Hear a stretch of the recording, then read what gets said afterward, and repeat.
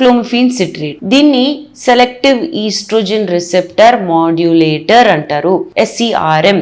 ఇది యూజువలీ అండం రిలీజ్ చేయడానికి వాడతారు. ఎవరిలో అంటే ఇర్రెగ్యులర్ అండం రిలీజ్ అవుతుంది లేదా అండం అస్సలు రిలీజ్ అవ్వట్లేదు అనుకోండి, అలాంటి సందర్భాల్లో క్లోమిఫెన్ సిట్రేట్ వాడతారు. సో మెకానిజం ఏంటి జాగ్రత్తగా వినండి. క్లోమిఫెన్ సిట్రేట్ ఈస్ట్రోజన్ రిసెప్టార్స్ కి వెళ్ళి అతుక్కుంటుంది. ఈస్ట్రోజన్ రిసెప్టార్స్ అంటే తాళం అనుకోండి. ఈ క్లోమిఫెన్ సిట్రేట్ వెళ్ళి దాన్ని కవర్ అప్ చేసేస్తుంది హైపోథాలమస్ లో. దీనివల్ల ఈస్ట్రోజన్ వచ్చి దాన్ని అతుక్కోలేదు. ఆ రిసెప్టర్ ఈస్ట్రోజన్ తాళం చేయి అనుకోండి, ఆ తాళంలోకి వెళ్ళలేదు. సో ఈస్ట్రోజన్ అనేది బాడీలో తగ్గిపోయినట్టుగా ఒక సూచన వెళ్తుంది బాడీకి.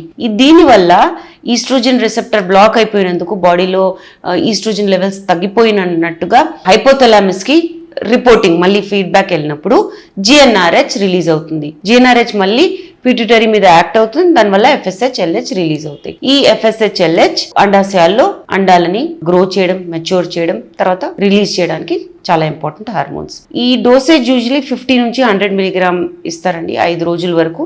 పీరియడ్ 3వ రోజు నుంచి 5వ రోజు వరకు ఇవ్వచ్చు.